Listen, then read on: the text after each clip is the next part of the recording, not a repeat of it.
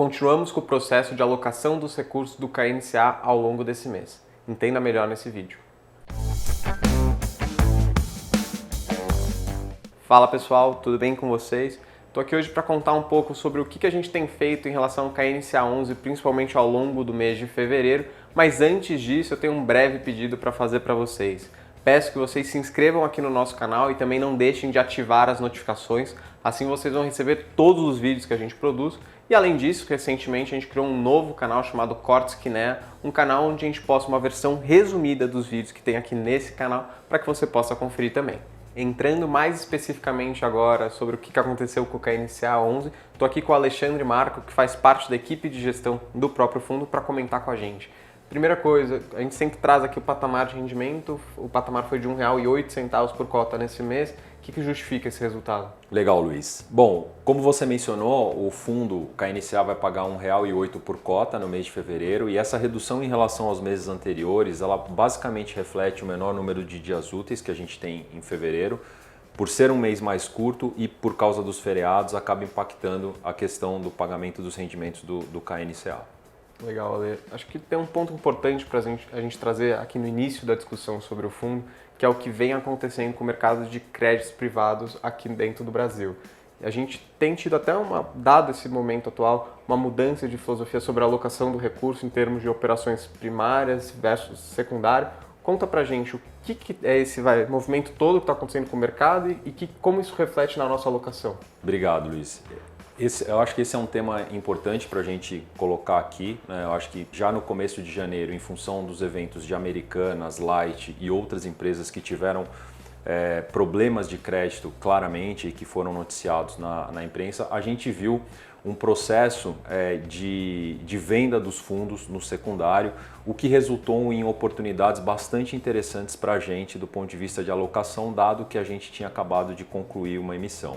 Então a gente viu papéis de empresas com perfil de crédito bastante elevado, que a gente costuma chamar de high grade, com spreads superiores às suas emissões originais. Então a gente aproveitou esse momento de mercado justamente para alocar parte dos nossos recursos na aquisição desses papéis que permitiram a gente a diversificar ainda mais o que a gente já vinha fazendo desde a segunda emissão e adicionar na carteira um perfil de risco bastante interessante. Então acho que essa foi a principal estratégia em relação ao último vídeo que a gente fez. Legal. Vou tentar trazer um exemplo mais prático aqui para que o investidor consiga entender. Imagine o seguinte, eu tenho um fundo que faz gestão de ativos de crédito e ele compra uma emissão de bastante qualidade, com bastante garantia, a uma taxa, vamos supor aqui, de IPCA mais 6.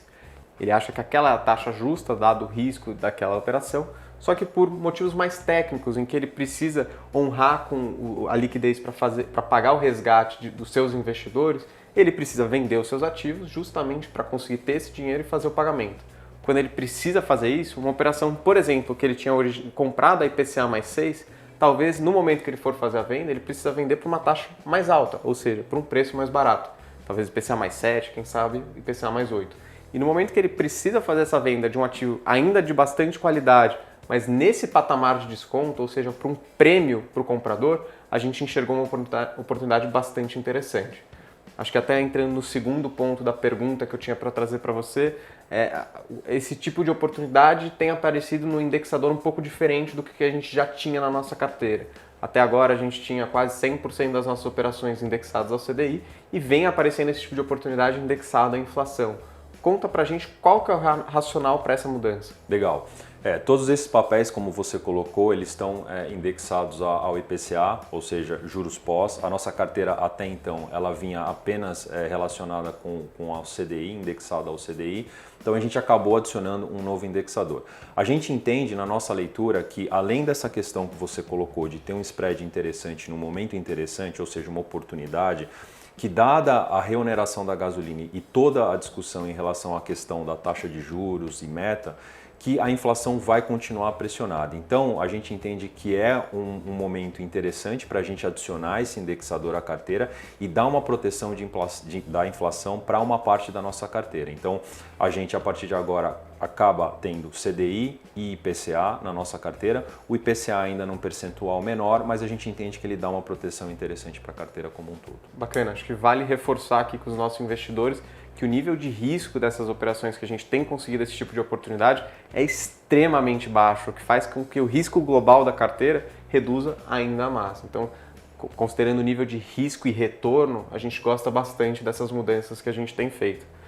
Vamos, acho que, finalizar falando um pouco do que é a expectativa de alocação do remanescente do recurso que a gente tem aqui. A gente tem um pipeline acontecendo, como é que está? Legal.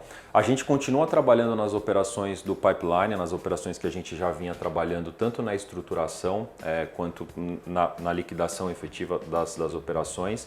Então a gente espera que já nos próximos meses a gente faça a alocação do recurso remanescente, né, pós as operações do mercado secundário, nas operações que a gente já vinha estruturando e vem trabalhando na parte jurídica e documental dessas operações. Bacana, Ale. Bom, pessoal, as informações que a gente gostaria de trazer ao longo desse vídeo eram essas. Acho que tem uma mudança aqui importante que vai trazer bons frutos aqui para a gente colher ao longo do tempo. Caso vocês queiram saber um pouco mais de detalhes, quais são essas operações, um pouco do racional, vocês conseguem acessar também a carta do gestor que se encontra no nosso site. E por fim, a gente tem produzido cada vez mais conteúdo para atender vocês. Então a gente tem tanto o nosso canal no YouTube quanto o nosso Instagram, a gente também tem nosso site, também tem nosso blog. Com certeza tem bastante conteúdo que você consegue conferir. Muito obrigado e até a próxima.